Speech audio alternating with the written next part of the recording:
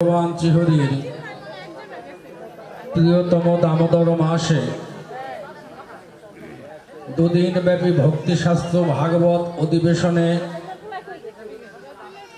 আজ প্রথম রজনীতে আগত সাধুগুরু বৈষ্ণব বৈষ্ণবী মায়েরা আপনাদের সকলের রাতুল চরণ সহ তৎসঙ্গে আমার স্থলের গুরু পিতামাতার চরণ, দীক্ষাগুরু ভাগবত শিক্ষা উপাসনা তত্ত্বের গুরুর চরণ সহ সর্বদেবী দেবীর যুগল চরণ সহ বিশ্বের অনন্ত কোটি সাধুগুরু বৈষ্ণবের রাতুল চরণে রইল আমার শত।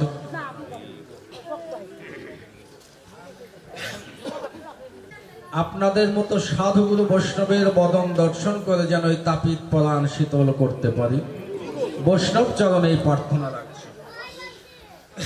সেই সঙ্গে আজের যিনি আয়োজক আমার সেই ইন্দ্রজিৎ দাদা, তার পূর্বপুরুষদের বংশের সকলের মঙ্গল কল্যাণার্থে বর্তমানে যারা আছেন পরিবার সহ আত্মীয় স্বজন সহ তৎসঙ্গে বিশ্বের সমগ্র মানব জীবের কল্যাণ কামনার্থে তার এই আয়োজনটুকু গুরু গোবিন্দের চরণে সমর্পণ করছি।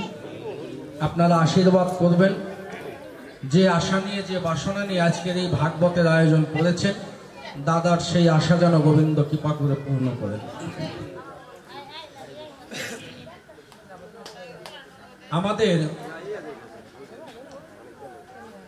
এই গোবিন্দের কর্ম, সাধুগুরু বৈষ্ণবের কর্ম, এই কর্মগুলোকে কখনোই ছোট করে দেখতে নেই। এই কর্মগুলোকে কখনোই অবহেলার মাধ্যমে করতেও নেই। পৃথিবীর সমস্ত কর্মকে আপনি যেমন খুশি তেমন ভাবে করতে পারেন, কিন্তু গোবিন্দের ভজন রাজ্যের যে কর্মগুলো সেগুলো যেমন খুশি তেমন করলে হয় না। এগুলো সর্বোচ্চ উত্তম, সর্বশ্রেষ্ঠতম যেভাবে করিলেই আমার গোবিন্দ সন্তুষ্ট থাকবে, ঠিক প্রত্যেকটি জীবের সেইভাবেই গোবিন্দ কর্ম করা প্রয়োজন। এই কথাটি এই জন্য বললাম,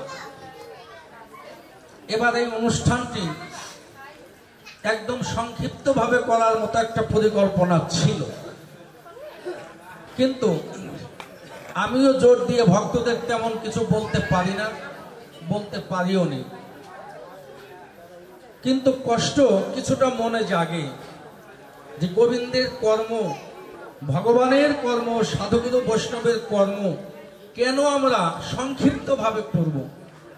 যদি সংক্ষিপ্ত ভাবে করতাম কিংবা ওরা আয়োজন করত, তাহলে এখানে 2-4 জন ভক্ত হতো, এতটা সৌন্দর্য কিন্তু দেখাতো না। কিন্তু ভগবানের ইচ্ছা, ওরা যতই চেষ্টা করুক না কেন সংক্ষিপ্ত ভাবে করার জন্য, ভগবান সেটা আসলে ওদের দিয়ে করাবে না। এখানে ভালো কিছুই ভগবান করাবে নাকি। এসে যখন দেখলাম যে না, সুন্দর করে আয়োজনটা করা হয়েছে, ভক্তবৃন্দ এখন অনেক সমাগম ঘটেছে, এখন একটু ভালো লাগলো দেখি। কেননা দেশের পরিস্থিতি যাই হোক না কেন, দেশের পরিস্থিতি যাই হোক, সেই দেশের পরিস্থিতির কথা ভেবে আমরা ভগবানের কর্মকে কখনোই পাশ কাটাতে পারি না। কেননা এই কর্ম আপনার আমার জীবনের একমাত্র শেষের দিনের সম্ভব। সেই কর্মকে যদি আমরা একটা অজুহাতে ছোট করে সংক্ষিপ্ত ভাবে নিয়ে আসি, তাহলে বোধহয় আমাদের মানব জীবনে এটা একটা ব্যর্থতা। অনেকেই দেখুন বর্তমান দেশের এই প্রেক্ষাপটটাকে কেন্দ্র করে অনেক জায়গায় কিন্তু এবার ভাগবত পাঠ, নাম যজ্ঞ হচ্ছে না, বন্ধ করে দিয়েছে। আসলে কোন সরকার কিন্তু আমাদের এটা বন্ধ করবার পারমিশন দেয়নি। দিয়েছে, কেউ বলতে পারবেন সরকার বন্ধ করার কথা বলেছে? ধর্ম বন্ধ করার পারমিশন কোন সরকার দেয়নি, দেবার সাহসও কোনোদিন পাবে না। অথচ দেখুন আমরা কিন্তু কি করি, এই একটা অজুহাত টান দিয়ে কিভাবে ভগবানের কর্ম কত কম করা যায় একটা অজুহাত তৈরি করি। না, এটা আমাদের মোটেই করা উচিত নয়। অনেক জায়গায় এই দেশের প্রেক্ষাপটকে লক্ষ্য করে এই দামোদর মাসের ভাগবত অধিবেশন বন্ধ করে দিয়েছে, অনেকে দিচ্ছেন না। অথচ দেখুন কিছুদিন পূর্বে আমাদের কি হয়ে গিয়েছে, শারদীয় দুর্গা উৎসব নাকি দুর্গা পূজা, তাই না? সরকার কিন্তু এই পূজাটা আইন শৃঙ্খলা মেনে করবার নির্দেশ দিয়েছিল। এই দুর্গা পূজাটা কিন্তু আমাদের শাস্ত্রীয়ভাবেই, আমাদের নিজস্ব ভাবেই শাস্ত্রের বিধিবিধান মেনে করা উচিত ছিল। আমরা কিন্তু সেটা অনেকেই করতে পারি না। আমরা যেভাবে মায়ের পূজা করিলে মা আদ্যাশক্তি মহামায়া সন্তুষ্ট হয়ে আমাদের আশীর্বাদ করবে, আমরা করি তার বিপরীত। দেখুন দেশের এই প্রেক্ষাপটে এবার দুর্গা পূজায় কিন্তু লাইটিং ছাউন কোন জায়গা কম এসেছিল, ছাউন বক্স বাদ দিয়েছিল। আমার মানিকগঞ্জের মধ্যে, মানিকগঞ্জ জেলার মধ্যে আমার উপজেলাতে 63টি পূজা, তার মধ্যে মাত্র 2টি পূজায় কোনো ছাউন বাজে না। সেটা এক আমার বাড়ি, আর একটা ভক্ত আছে খুব গরিব, জাস্ট ও শুধু পূজাটাই করে, ও বাড়তি কোনো কিছু করে না। আমিও এগুলো বাড়তি কোনো কিছুর মধ্যে আমি যাইও না। কিন্তু দেখুন এই মায়ের পূজায় আমরা লক্ষ টাকা খরচা করে কি করি, আলোকসজ্জা করি, তাই না? মা এগুলো দেখে কি আপনাকে আশীর্বাদ দেবে না। এগুলো আমাদের একটা সৌন্দর্যের জন্য আমরা করি। আমরা 2টো না হয় 4টে বক্স আনি, অনেক জায়গায় 8টা আনি, ডিজে গান বাজিয়ে আমরা কি করি, নাচানাচি করি, মদ্যপান করি। এগুলো কি আমার সনাতন ধর্মে পূজার নিয়ম? দেশের এই পরিস্থিতিতে কোনো হিন্দু কি চিন্তা করে এবার সিদ্ধান্ত নিয়েছিল যে এবার দেশের প্রেক্ষাপট ভালো না, আমরা ডিজে গান বাজাবো না, মদ খাবো না, লাইটিং করবো না, এবার যেহেতু সুযোগ পেয়েছি ভক্তি ভালে নয়ন জলে মায়ের চরণে পুষ্পাঞ্জলি দেব, এই সিদ্ধান্ত নিয়ে আমরা পূজা কি করেছিলাম? এবার আয়োজন হয়নি, এবার আরো ধুমধাম বেশি হয়েছে। তাতে কি আমাদের পুণ্য হয়েছে? হয়নি, অপরাধ হয়েছে। এই দেশের প্রেক্ষাপটে আমরা কি আমার কন্যা কিংবা আমার পুত্রের বিবাহ বন্ধ করে দিয়েছি? দেশের অবস্থা ভালো না, শুধু জামাই তুমি একা আসবে, তোমার সঙ্গে মেয়ে বিয়ে দেব, তা নয়। বিয়ের দিন দেখবেন আমরা লাইটিং করি, প্যান্ডেল করি।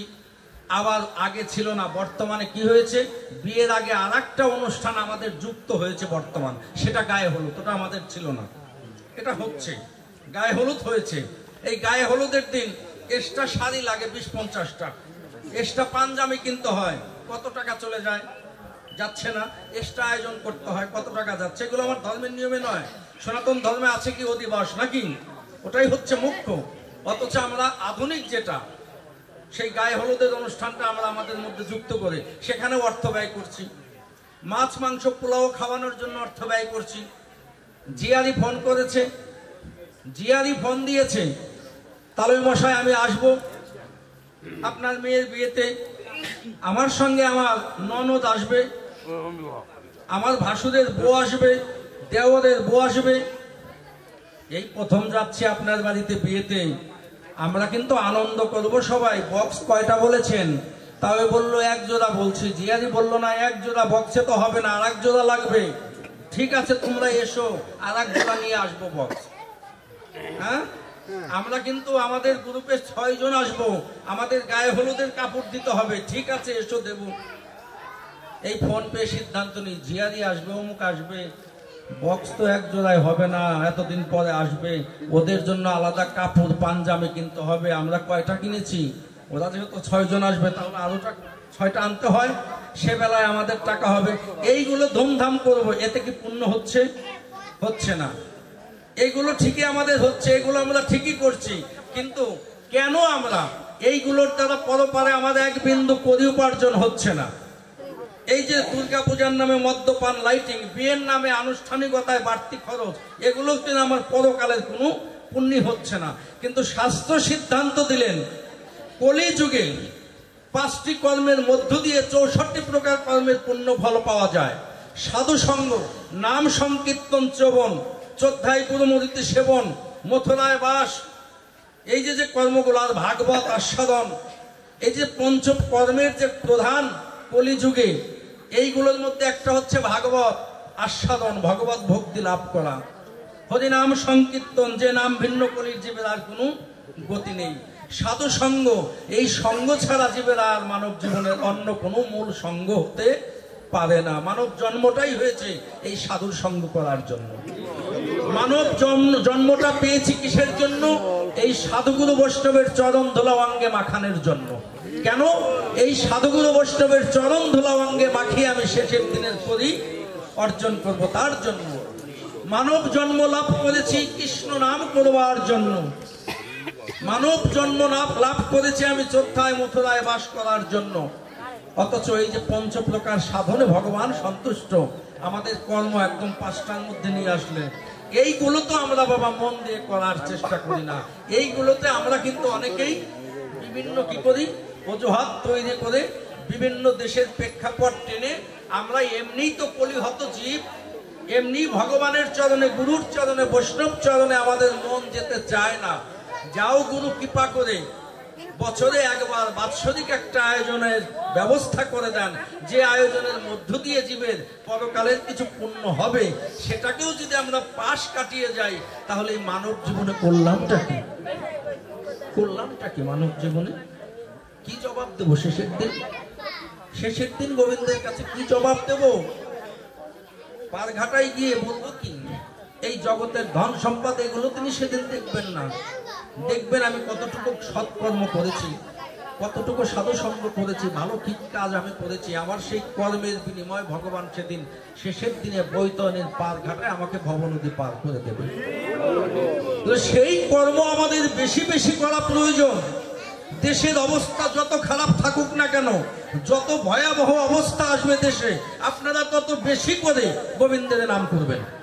কেননা একমাত্র অশান্তি দূর করতে পারে একমাত্র কৃষ্ণ নামে। ধর্মের দ্বারাই মানুষ শান্তি প্রতিষ্ঠা হয় নাকি? ধর্মের জন্য মানুষ সুখ ফিরে পেতে পারে, অশান্ত দূর হতে পারে। এই ধর্মরাজ্য প্রতিষ্ঠার জন্য ভগবান দাপর যুগে অনেকটা বছর, অনেকটা সময় পঞ্চ পাণ্ডবের সঙ্গে ব্যয় করেছেন। একটা মাত্র লক্ষ্য, তোমরা হচ্ছ ভক্ত, তোমাদের দ্বারা দুর্যোধনের মতো দুষ্টের বিনাশ করে ধর্মরাজ্য প্রতিষ্ঠা করতেই হবে। যে পর্যন্ত ধর্মরাজ্য প্রতিষ্ঠা না হবে, সে পর্যন্ত হস্তিনাপুরে কেউ শান্তিতে থাকতে পারবে না। অধর্মের মধ্যে মানুষ কখনো শান্তি পেতে পারে না। তাহলে একমাত্র আমাদের ধর্মই হচ্ছে ইহকাল এবং পরকালের সুখের একমাত্র মূল চালিকা শক্তি।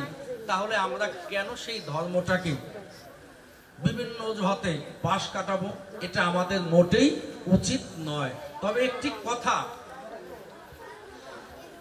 সেটি হচ্ছে আমরা যতই চেষ্টা করি কলিহত জীবকে পথে আনার জন্য, কিছু কিছু জীব আছে তারা বাবা পথে সহজে আসবে না। আসবে না কেননা ওদের পূর্ব জন্মের স্বীকৃতি ফল নেই। শত বলার পরেও, আপনি ডাকার পরেও যেজন ভাগবতে আসবে না, শত চেষ্টা করবার পরেও যেজন গুরু কৃপা নেবে না, বৈষ্ণব সঙ্গ করতে আসবে না, আপনি ধরে নেবেন ওর পূর্ব জন্মের স্বীকৃতি নেই। কেননা শাস্ত্র সিদ্ধান্ত দিলেন পূর্ব জন্মে যদি থাকে সাধু সংস্কার, দেখিতে শুনিতে হয় তার বৈষ্ণব আচার। তাহলে এই যে এই জগতে আপনারা যারা এসেছেন, কিংবা দূর থেকে যারা শুনছে, কিংবা আগামীকালও যারা আসবে, তাদের পূর্ব জন্মের স্বীকৃতি ফল আছে বিধায়ী যে কোনো ভাবেই হোক সমস্ত বাধা উপেক্ষা করে তাদের এই দেহটাই বৃন্দাবনে আসবেই। আর যাদের শত চেষ্টা করে আনতে পারবেন না, ভজন পথে আনতে পারবেন না, গুরুর নিকটে আনতে পারবেন না, আপনি ভাববেন ওর পূর্ব জন্মে স্বীকৃতি নেই। একবার দুবার তিনবার বলবেন, চারবারের মাথায় পাশ কাটিয়ে ওকে ছেড়ে চলে আসবেন। কেন চলে আসবেন? আপনি যদি ওর সঙ্গ করতে থাকেন, ওর মনের যে ভাব, আপনার মনের ভাব তো গ্রহণ করবেই না। বেশি সঙ্গ ওর করলে ওর মনের ভাব আপনার মধ্যে ঢুকে যাবে, এক সময় দেখবেন আপনি ওই কৃষ্ণ ভজন থেকে বঞ্চিত হয়ে যাবেন। এই জন্য অসৎ ব্যক্তিকে পথে আনার জন্য একবার দুবার তিনবার চেষ্টা করবেন, তারপরে যদি ব্যর্থ হয়ে যান আপনি নিজেকে রক্ষার জন্য চলে আসবেন, ওর পিছে আপনি আর সময় নষ্ট করবেন না। এই জন্য আমরা বলি মানুষকে, আমরা গুরুদেবরা মানুষকে অনেক চেষ্টা করি কিভাবে পথে আনা যায় তার জন্য, কিন্তু বড় কষ্ট লাগে। কষ্ট লাগে এই জন্য এত চেষ্টা করবার পরেও এই মায়াবাদী জীব ভ্রান্ত পথে ভুল ধারণায় এরা কি করে, কুপথগামী হয়, কুপথগামী হয়, সুপথে এরা আসতে চায় না।